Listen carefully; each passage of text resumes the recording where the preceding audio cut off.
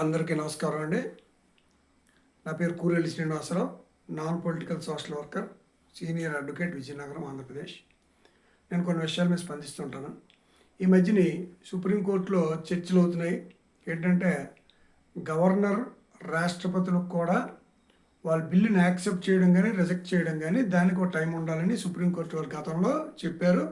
అయితే ఈ మధ్యన మళ్ళీ సుప్రీంకోర్టు వారు అలా ఉండకూడదు అన్నట్టుగా నాకు భావన అనిపించింది రీసెంట్ సుప్రీంకోర్టు డిస్కషన్స్తో, ఫైండింగ్స్ తోటి. అయితే ఏదేమైనా కూడా సుప్రీంకోర్టు వారు ఆ విషయానికి ఎందుకు వచ్చారంటే టైం అన్నది అంత ఇంపార్టెంట్. రాష్ట్రపతి గవర్నర్ దగ్గరికి వెళ్ళినప్పుడు ఒక బిల్లు కానీ పెండింగ్ ఉండిపోతే కంట్రీ వైడ్ అడ్మినిస్ట్రేటివ్ పరంగా చాలా ఇబ్బంది అవుతుంది చాలామందికి అన్నది సుప్రీంకోర్టు వారు భావించి ఆ విషయంలో ఇన్వాల్వ్ అయ్యారు. అయితే నా వ్యక్తిగతంగా అయితే రాష్ట్రపతి గవర్నర్లకి ఆదేశించడానికి కోర్టులకి అయితే పవర్స్ లేవు, అది సపరేట్ ఇష్యూ. మరి ఇప్పుడు ఈ టాపిక్ ఏంటంటే సుప్రీంకోర్టు వారు రాష్ట్రపతి గవర్నర్ల తాలూకా టైం లిమిట్ గురించి చర్చించారంటే టైం అనేది ఎంత వాల్యుబుల్ అనేది మన అందరికీ అర్థమవుతుంది. సో ఇక్కడ నేనేంటంటే ఈరోజు నేను చెప్పే టాపిక్ గతంలో కూడా చాలాసార్లు చెప్పాను. ఈరోజు నా టాపిక్లో నేను ఏదైనా హైకోర్టు న్యాయ వ్యవస్థను కానీ హైకోర్టు జడ్జెస్ని కానీ అలాగే ఏ ఇన్సూరెన్స్ కంపెనీలు కానీ ఎవరిని కూడా విమర్శించే ఉద్దేశం నాకైతే లేదు. కానీ ఈరోజు టైం గురించి మనం మాట్లాడుకుంటుంటే మనందరికీ తెలుసు, ఏవైనా యాక్సిడెంట్స్ అయితే చాలామంది బాధితులు అంటే కొంతమంది చనిపోతే వాళ్ళ తలకు వారసులు కోర్టులో కేసు వేసుకుంటారు క్లెయిమ్ కాంపన్సేషన్కి. అలాగే దెబ్బలు తగిలితే కాలు చేయి విరిగిపోతే అంటే ఫిజికల్ హ్యాండిక్యాప్డ్ అంటే ఛాలెంజింగ్ పర్సన్స్ అయితే వాళ్ళు కూడా కోర్టులో కేసు వేసుకుంటారు. అయితే నేను నా అబ్జర్వేషన్లోనే జిల్లా కోర్టులు చాలా చక్కగా పనిచేస్తున్నాయి ఈ యాక్సిడెంట్ కేసుల్లోనే.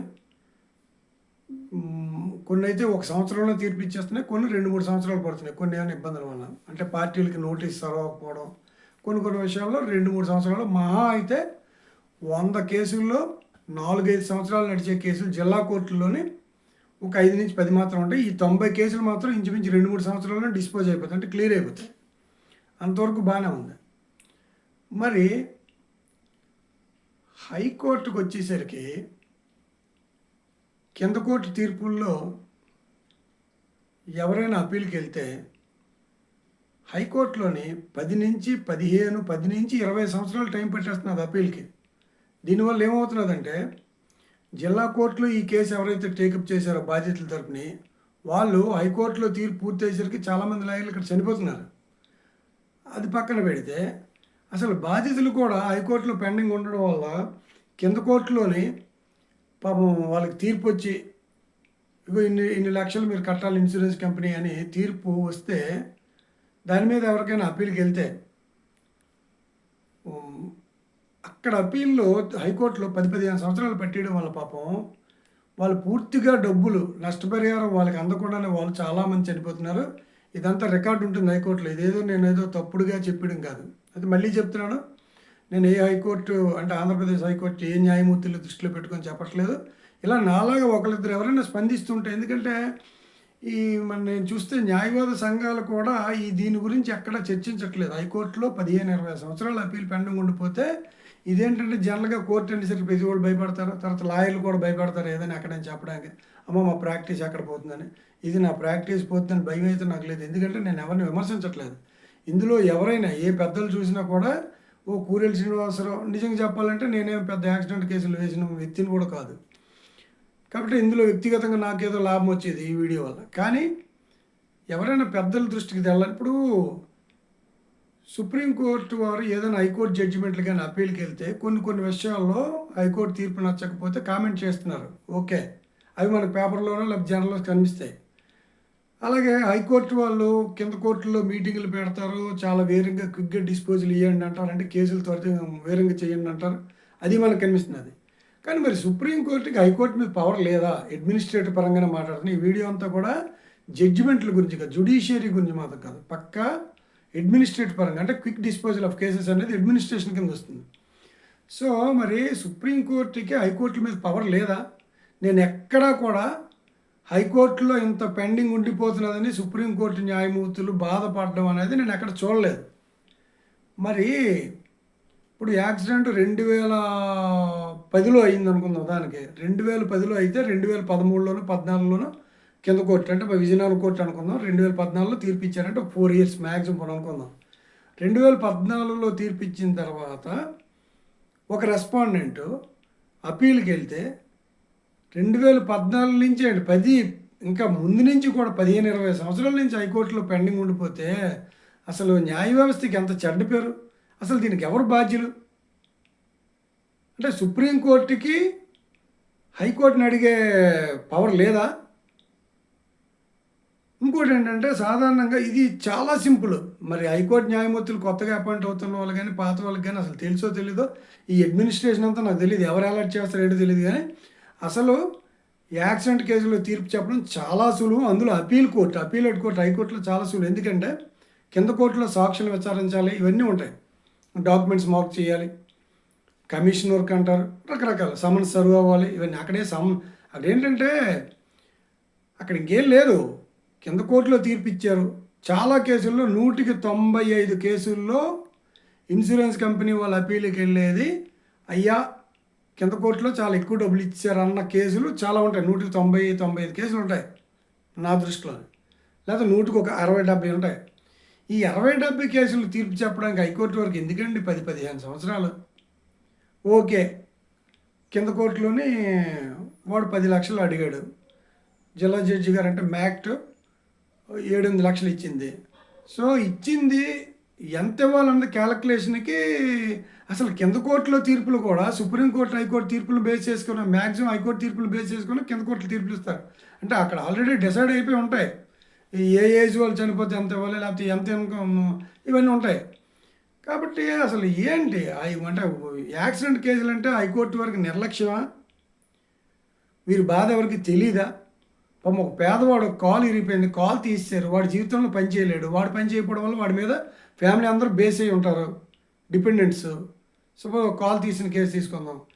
వాడు కాలు తీసారు అయ్యో అనేసి వాడికి 2010లో యాక్సిడెంట్ అయితే 2013లోనో 14లోనో జిల్లా కోర్టులో తీర్పు వస్తే 2014 నుంచి 2025 ఇప్పటి వరకు తీర్పు చెప్పకపోతే ఈలోని వాడు చనిపోవడానికి ఛాన్స్ ఉంది కదా. అలాగే ఎవరైనా చనిపోతే కుటుంబీకులు అంటే సంపాదించే వాళ్ళు చనిపోతే, కుటుంబ యజమాని చనిపోతే కేసులు వేసుకుంటారు భార్య పిల్లలను. సో అవి కూడా హైకోర్టులో 10-15 సంవత్సరాలు 25 సంవత్సరాలు ఉండిపోతుంటే అసలు ఈ లాయర్లు కూడా పాపం చాలా మానసిక క్షోభకు గురవుతారండి. ఎందుకంటే ఈ విలేజర్స్ వాళ్ళకి తెలియదు హైకోర్టులో డిలే అవుతున్నదంటే అది హైకోర్టు వాళ్ళు తప్పని తెలియక పాపం ఇక్కడ అడ్వకేట్స్ని, ఇక్కడ పిటిషనర్ అడ్వకేట్లని చాలామంది అలాగ అడుగుతూనే ఉంటారు. వీళ్ళకి ఏ సమాధానం చెప్పాలి, వీళ్ళు చూసుకోలేకపోతున్నారు. అయితే అంటే మరి అలాంటప్పుడు ఎందుకు ఈ క్విక్ డిస్పోజల్ని మన కింద జిల్లా కోర్టులో గాబరా పెట్టేయడం? ఇక్కడ మా లాయర్లకు మాకు టెన్షన్ ఎక్కువైపోతుంటుంది నిజం చెప్పాలంటే. ఇప్పుడు ఒక పిటిషనర్ తనకు ఎవిడెన్స్ అయిపోగానే రెస్పాండెంట్ ఎవిడెన్స్కి ట్రిబ్యునల్స్ అసలు వాయిదాలు ఇవ్వవు. అది నేను తప్పట్టట్లేదు, ఎందుకంటే వాళ్ళకి అంత ప్రెజర్ ఉంటుంది మీద నుంచి క్విక్ డిస్పోజల్ వేరుగా చేయండి అని. మరి ఇక్కడ ఇంత గాబరా పెట్టేసి ఇంత అడావిడి పెట్టేసి అక్కడ 15-20 సంవత్సరాల అప్పీల్లో ఉండిపోవడానిక. కాబట్టి నేను చెప్పేది ఏంటంటే రాష్ట్రపతి గవర్నర్ దగ్గర ఫైల్ ఉండిపోతున్నాయి అన్న డిస్కషన్ సుప్రీంకోర్టులో వచ్చినప్పుడు మరి సుప్రీంకోర్టు వాళ్ళు అసలు హైకోర్టులోని అప్పీళ్ళు ఎంతకాలం పెండింగ్ ఉంటున్నాయి అన్నది చూడాలి కదా. ఇంకోటి ఏంటంటే నేను పూర్తిగా తెలియదు, నేను స్టడీ చేయలేదు, వీడియో ఎప్పుడప్పుడు సరదా మాట్లాడుతుంటాను కదా, హాబీ నాకు ఇది. హైకోర్టు జడ్జీలు అపాయింట్మెంట్ అయినప్పుడు నేను అనుకోవడం ఏంటంటే ఏజ్లు కూడా చూస్తారు, ఎంత ఏజ్ ఉండాలని. కానీ కనీసం వాళ్ళకి 5 to 10 years ఇంకా సర్వీస్కి అవకాశం ఉన్న వాళ్ళనే హైకోర్టు జడ్జీలుగా తీసుకోవాలి. ఎందుకంటే నాకు తెలిసి జిల్లా జడ్జి నుంచి హైకోర్టు జడ్జి వెళ్ళిన వాళ్ళకి పెద్ద పెద్ద ప్రాబ్లమ్స్ ఉండవు, ఎందుకంటే వాళ్ళకి అలవాటే. అలాగే అంటే కుర్చీలో ఉదయం నుంచి ఇప్పుడు ఒక లాయర్లు అందరూ కుర్చీలో కంటిన్యూ కూర్చోలేం. సో జడ్జి మెంటాలిటీకి అడ్వకేట్ కొన్ని ఆస్పెక్ట్లో కొన్ని యాంగిల్లో గొప్ప అయితే జడ్జి గారు కొన్ని యాంగిల్లో గొప్ప. ఉదయం నుంచి 10:30 నుంచి మధ్యాహ్నం 2, మళ్ళీ ఇంచుమించు 3 నుంచి సాయంత్రం 5, 6, 7 వరకు కూడా జడ్జీలు కూర్చుంటారు. కాబట్టి హైకోర్టు న్యాయమూర్తులుగా జిల్లా జడ్జీల నుంచి ఎలివేట్ అయిన వాళ్ళు, ప్రమోట్ అయిన వాళ్ళు ప్రాబ్లం ఉండదు. వాళ్ళకి మెంటల్గా వాళ్ళు బాగా సూట్ అయిపోతారు జడ్జి గారు. తర్వాత యాక్సిడెంట్ కేసులు కూడా వాళ్ళు తీర్పులు ఇచ్చే ఉంటారు. అలా కాకుండా డైరెక్ట్‌గా హైకోర్టు న్యాయవాదుల నుంచి జడ్జిలైన వాళ్ళు, వాళ్ళు అంటే ఫ్యాక్ట్ చెప్పాలంటే నేను ఇప్పుడు చెప్పేదేంటంటే, ఎక్కువ కాలం వాళ్ళు న్యాయమూర్తులుగా పనిచేయడానికి అవకాశం ఉంటేనే వాళ్ళకివ్వాలి. ఇదేదో రూల్ రావాలి, పెట్టుకోవాలి. అంతేగాని ఇలాగ హైకోర్టు జడ్జి అవ్వడం, ఓ సంవత్సరం 6 నెలల్లో రిటైర్ అయిపోవడం. దానివల్ల వాళ్ళకి ప్రోటోకాల్స్, వాళ్ళకి సెటప్‌లు, గెటప్‌లు ఇవన్నీ కొంతమంది అనకూడదు కానీ, ఈ ప్రోటోకాల్‌కే పోతున్నాయి. కొంతమంది జడ్జిలైతే జనరల్‌గా ఒకసారి ఆ ప్రోటోకాల్ ఒకసారి ఎంజాయ్ చేద్దాం అనుకుంటారు. లాయర్ నుంచి హైకోర్టు జడ్జి అయినప్పుడు. లాయరుకి ఉండే ప్రోటోకాల్ అనేది ఉండదు సాధారణంగా మామూలుగా. సో, హైకోర్టు అనేసరికి ఈ ప్రోటోకాల్స్ వీటిలకే పోతుంటాయి. చెప్పేదేంటంటే, సాధారణంగా ఒక హైకోర్టు న్యాయవాదిని హైకోర్టు న్యాయమూర్తిగా తీసుకున్నప్పుడు ఈ యాక్సిడెంట్ కేసులు చేసాడో లేదన్నది పెద్ద కన్సిడర్ చేయరు. ఎందుకంటే రాజ్యాంగానికి సంబంధించి కానీ ఇంకేమైనా చాలా చాలా చట్టాలు ఉంటాయి. నేను ముందుగా చెప్పినట్టుగా యాక్సిడెంట్ కేసులతో పెద్ద సబ్జెక్ట్ ఏమి ఉండదు. అలాగే సమాజంలో చెప్పుకోవాలంటే అంటే హైకోర్టులో సివిల్ క్రిమినల్ అంటే గ్రేట్గా భావిస్తారేమో మరి నేను అనుకోవడం. యాక్సిడెంట్ కేసులు ఏమాత్రం పక్కన పెడుతున్నారు. కానీ ఏమాత్రం కాదు, బాధితులు చాలామంది బాధపడుతున్నారు, పాపం చెప్పుకోలేకపోతున్నారు.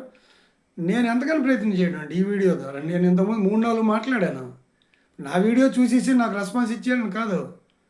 15-20 సంవత్సరాలు హైకోర్టులో అప్పీల్ ఉండిపోతే మరి అంటే హైకోర్టులో డిస్పోజల్ గురించి సుప్రీంకోర్టులో అసలు సుప్రీంకోర్టుకి నాకు తెలిసి హైకోర్టు మీద అడ్మినిస్ట్రేటివ్ పరంగా పవర్ లేదేమో. అంటే ఈ హైకోర్టు న్యాయమూర్తుల ట్రాన్స్ఫర్లు, హైకోర్టు న్యాయమూర్తి ప్రమోషన్లు ఇలాంటివే సుప్రీంకోర్టుకు ఉన్నాయా?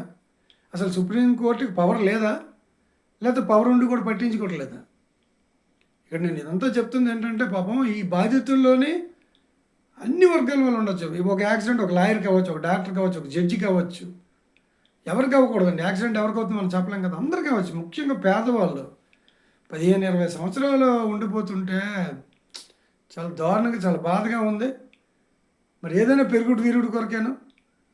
మరి ఇది కానీ కొంచెం గట్టిగా న్యాయవాదులు అయితే ఎవరు అడగట్లేదు ఇప్పుడు దాకా. కానీ చాలా బాగా లోలాన మదన పడుతున్నారు, చాలా బాధపడుతున్నారు. మళ్ళీ ఏమనంటే హైకోర్టులో న్యాయమూర్తులు చాలరు అంటారు. ఏముందండి, నాకు తెలిసి 2 స్టేట్లు విడిపోయి, 2 స్టేట్లు విడిపోయినప్పుడు జిల్లాలు ఎక్కువైపోవచ్చు, జిల్లా కోర్టులు ఎక్కువైపోవచ్చు, కానీ జనాభా అదే కదా. మరి 2 కోర్టులు సగమైంది కదా. తెలంగాణ, ఆంధ్ర సపరేట్ అయింది కదా. సో మరి ఈ రకంగా చూస్తే జడ్జీలు ఉన్నట్టుగా. అయినా ఈ తీర్పులో నిజంగా మంచి జడ్జీలు కొంతమంది ఉంటారు, చాలా చక్కగా ఉన్నారు. మనకు ఆల్రెడీ ఇప్పుడు ఉన్నారు, నాకు తెలిసి కొంత పేర్లు చెప్పకూడదు. వాళ్ళు చాలా క్విక్ డిస్పోజ్ చేసి వేలు కేసులు డిస్పోజ్ చేస్తున్నారు. అలాంటి వాళ్ళని ఎవరికైనా ఇంట్రెస్ట్ చేసి ఎంత ఉందండి ఇప్పుడు ఎన్ని వేలు. ఇప్పుడు అంత నేను చెప్పాను కదా. పోనీ ఎవరికైనా డౌట్ ఉంటే చూడండి హైకోర్టులో ఎన్ని పెండింగ్ ఉన్నాయో. నాకు తెలిసి 10,000-20,000 కేసులు పెండింగ్ ఉండొచ్చు. తర్వాత పార్టీలు చచ్చిపోతే మళ్ళీ పార్టీలు యాడ్ చేసుకోవాలి. ఇది ఎంత బాధ అండి ఇది. కాబట్టి రాష్ట్రపతి గవర్నర్కే టైం ఉండాలని చెప్తున్న సుప్రీంకోర్టు వారు, అంటే ఈ రీసెంట్గా మళ్ళీ సుప్రీంకోర్టు వారు ఇప్పుడు అంటే తీర్పులు మారుతుంటాయి, ఫైండింగ్స్ మారుతుంటాయి. కాబట్టి సో రాష్ట్రపతికి సుప్రీంకోర్టుకి మనం న్యాయస్థానం సుప్రీంకోర్టు అనే రాష్ట్రపతి గవర్నర్లకి వాళ్ళ తాలూకా పెండింగ్ ఫైల్స్కి క్లియర్ చేయడానికి టైం ఫ్యాక్టర్ ఉండకూడదు, పెట్టకూడదు, సుప్రీంకోర్టు గడువు విధించకూడదని సుప్రీంకోర్టు ఈ మధ్య చెప్తున్నట్టుగా నాకు అర్థమైంది. నేను అది కాదు మెయిన్. అంటే సుప్రీంకోర్టు అంటే ప్రెసిడెంట్ రాష్ట్రపతి గవర్నర్ దగ్గర ఫైళ్ళు పెండింగ్ ఉండిపోతున్నప్పుడు సుప్రీంకోర్టు స్పందించిందంటే సుప్రీంకోర్టు వారు ఎంత బాధపడ్డారు ఈ విషయంలోనే. మరి అలాగే సుప్రీంకోర్టు వారు నేను కోరుతున్నాను ఏంటంటే, నాకు సుప్రీంకోర్టులో పిల్లేయడం లేకపోతే ఇవన్నీ నాకు అంత టైం ఉండదు, నాకు ఇది లేదు. నాకు దొరికింది, నాకున్న అవకాశం నా యూట్యూబ్ ఛానలే. సో ఇది ఎవరికైనా రీచ్ అయ్యి వెళ్ళి ఇమీడియట్గా అర్జెంటుగానండి. ఎన్ని సంక్రాంతులు దాటిపోతున్నాయి, ఎన్ని దీపావళి దాటిపోతున్నాయి, ఎన్ని పండగలు దాటిపోతున్నాయి. పాపం ఏమైనా వస్తే డబ్బులు వస్తే ఏదైనా లేదా పాపం అనారోగ్యం చేయొచ్చు. ఒక వ్యక్తి ఒక పెద్ద కుటుంబ యజమాని చనిపోతే మిగతా వాళ్ళు అనారోగ్య పాలు అవరా వాళ్ళ ఇంట్లో వాళ్ళు. మరి ఆ డబ్బులు ఏమైనా వస్తాయి కదా. మరి నేను ముందుగా చెప్పినప్పుడు లాయర్లు కూడా మానసిక క్షోభ అనిపిస్తున్నారు. అసలు చాలామంది లాయర్ల దగ్గర ఫైళ్ళు ఉండిపోతున్నాయి పాపం. అంటే ఇక్కడ జిల్లా కోర్టులో చేసిన అప్పీల్లో హైకోర్టులో పూర్తి అయ్యేసరికి ఈ లాయర్లు కూడా చనిపోతున్నారు. అలాగే హైకోర్టు లాయర్లు కూడా చనిపోతున్న వాళ్ళు ఉన్నారు. ఎవరైతే అప్పీలు టేకప్ చేస్తున్నారో ఏంటంటే 15-20 సంవత్సరాలు ఒక క్లయింట్ ఇచ్చే ఫీజు తోటి హైకోర్టు న్యాయవాది హైకోర్టుకి ఎప్పీర్ ఇవ్వగలరా? ఇన్ని సంవత్సరాలు అబ్జర్వ్ చేయగలరు ఒక కేసులోనే. ఆఖరికి ఏమవుతున్నదంటే తీర్పు టైంకి హైకోర్టులో లాయర్లు అటెండ్ అవ్వట్లేదు. నేను అబ్జర్వ్ చేసినప్పుడు. ఎందుకంటే ఒక ఒక ఒక క్లయింట్ ఎంత ఫీజు ఇచ్చేస్తాడు ఒక హైకోర్టు న్యాయవాదికి? 15-20 సంవత్సరాలు ఒక కేసు అలాగ పెండింగ్ అయితే అసలు ఈ హైకోర్టు న్యాయవాదులు ఎలాగ అబ్జర్వ్ చేయగలరు కేసు అంతవరకు? విసిగెత్తిపోరా. కాబట్టి దయచేసి అడ్మినిస్ట్రేటివ్ పరంగా నేను హైకోర్టు అని కోరుతున్నాను ఏంటంటే, మీకు ఎవరికి ఇలా జరుగుతున్నది బాధపడుతున్న విషయాలు తెలియవు. జనరల్గా సన్మానాలు సత్కారాలు పొందుతారు, ఓకే, వెల్ అండ్ గుడ్. ఒక హైకోర్టు న్యాయమూర్తి అవ్వడం అంటే పూర్వజన్మ సుకృతం. ఎంతో కృషి పట్టుదల, ఆ ప్రాక్టీస్ మీద జీల్, డెడికేషన్, అడ్వకేట్ ప్రొఫెషన్ మీద ఉండబట్టే హైకోర్టు న్యాయమూర్తులు అవుతున్నారు. అందులో ఎటువంటి డౌట్ లేదు. హైకోర్టు న్యాయమూర్తి ప్రతి వాళ్ళు కూడా, అంటే అందరూ హైకోర్టు న్యాయమూర్తులు అయిపోలేరు. ఎందుకంటే సపోజ్ ఒక 2000 మంది తెలివైన వాళ్ళు ఉంటారు, అందరికీ హైకోర్టు న్యాయమూర్తులు అయిపోలేరు కదా. అందులో ఒక 5-10 మంది అవుతుంటారు. సో వీళ్ళందరూ కూడా తెలివైన వాళ్ళే నా దృష్టిలో. వాళ్ళ డెడికేషను, వాళ్ళ డిగ్నిటీ, డెకరము మన ఎక్సలెంట్. ఏ హైకోర్టు న్యాయమూర్తి అయినా చూస్తే అబ్బా మనం కూడా హైకోర్టు జడ్జి అయితే బాగుంటుంది. అంత వాళ్ళు లాంగ్వేజ్ ఫ్లూయెన్సీగా నేను చాలా బాగుంటాయి. కానీ ఇది ఎవరు ఎందుకు పట్టించుకోవట్లేదు అన్నది నా బాధ. కాబట్టి నేను ఇదేమైనా హైకోర్టు వారిని కానీ సుప్రీంకోర్టు వరకు కానీ డైరెక్ట్గా అడ్రస్ చేయట్లేదు. డైరెక్ట్గా అడ్రస్ చేసే ఉద్దేశం నాకు లేదు. వాళ్ళు నా యూట్యూబ్ చూడాలని కూడా కాదు. కానీ సోషల్ మీడియా కొంత ఇన్ఫ్లుయెన్స్ ఉంటుంది, సోషల్ మీడియా కొంత ఎఫెక్ట్ ఉంటుంది. ఇండైరెక్ట్గా కూడా ఎవరి ద్వారా అయినా వాళ్ళకి వెళ్ళొచ్చు. అయ్యో పబ్లిక్ ఎంత బాధపడుతున్నారు, హైకోర్టులోని యాక్సిడెంట్ కేసులు అప్పీల్ ఎంతలాగా ఉండిపోతున్నాయట అనే దృష్టికి వెళితే, మళ్ళీ చెప్తున్నా అడ్మినిస్ట్రేటివ్ పరంగానే వాళ్ళ తీర్పుల్ని నేను అమలుపరచట్లేదు, తీర్పులు కించపరచట్లేదు, తీర్పుల గురించి డిస్కస్ చేయట్లేదు. అలాగే కొన్ని తీర్పులు ఉంటున్నాయి, దాని గురించి ఇది కూడా అడ్మినిస్ట్రేటివ్ పరంగానే అనుకుంటున్నాం. ఇన్సూరెన్స్ కంపెనీ వాళ్ళు సగం డిపాజిట్ చేస్తారు స్టే వచ్చినప్పుడు. ఆ సగం కూడా తీసుకోమని చెప్పట్లేదు. ఈ మధ్యన మళ్ళీ ట్రెండ్ మారింది అంటున్నారు మిత్రులు. ఆ సగం కూడా తీసుకోకపోవడం వల్ల పాపం ఇక్కడ అలా అక్కడ ఎప్పుడు అప్పీల్ పూర్తి అవుతుందని చూస్తున్నారు. సో ఏది ఏమైనా ఇంకా నేను భవిష్యత్తులో మరి ఈ యాక్సిడెంట్ కేసులు అప్పీల్ పెండింగ్ గురించి మరి నేను మాట్లాడిన విసిగెత్తిపోయాను. ఇంతకుముందు కూడా నేను 3-4 సార్లు చెప్పాను. మరి నేనేం చేస్తాను ఎంతకన్నా? ఒక సీనియర్ అడ్వకేట్గా, నాన్ పొలిటికల్ సోషల్ వర్కర్గా ఈ యాక్సిడెంట్ అప్పీల్స్ అనేవి క్విక్ డిస్పోజల్ అవ్వాలని, ముఖ్యంగా క్వాంటమ్ మీద ఏముంటుందండి? క్వాంటమ్ అంటే ఏంటంటే ఎంత ఇవ్వాలంటే 1 డే చాలు ఫైల్ తీసి టక్ ఆ అడ్వకేట్ని పిలిచి, ఈ అడ్వకేట్ మీరు ఎందుకు అప్పీల్కి వచ్చారు, మీరు ఎంత ఎక్స్పెక్ట్ చేశారు, మీరు ఎంత ఎక్స్పెక్ట్ చేసి ఎంత మీ ప్రాబ్లం ఏంటంటే ఆ పిటిషనర్ అడ్వకేట్ కూడా చెప్పుకోవచ్చు, అయ్యా మాకు 7 లక్షలు అడిగాము కానీ 6 ఇచ్చారని, అయ్యా మేము 5-4 ఇవ్వాలని కానీ 6 ఇచ్చారని. ఏముందండి దాన్ని టక్ డిస్పోజల్ అయిపోయి న్యాయ వ్యవస్థకి, ముఖ్యంగా ఆంధ్రప్రదేశ్ న్యాయ వ్యవస్థకి మంచి పేరు ఈ విషయంలో రావాలని. ఎందుకంటే మిగతా ఇండివిజువల్ కేసుల్లో అది పెద్ద సొసైటీ మీద అది ఎఫెక్ట్ ఇవ్వదు. ఇదేంటంటే ఈ ఇన్సూరెన్స్ యాక్ట్ అనేది వెల్ఫేర్ యాక్ట్ అని ఈ చట్టమే చెప్తున్నది. సుప్రీంకోర్టు, హైకోర్టులో చెప్తున్నాయి వెల్ఫేర్ యాక్ట్ ఇది. యాక్సిడెంట్ కేసులు అనేవి వెల్ఫేర్ యాక్ట్కి సంబంధించింది అని. కాబట్టి త్వరగా డిస్పోజల్ అవ్వాలని కోరుకుంటూ నమస్కారం.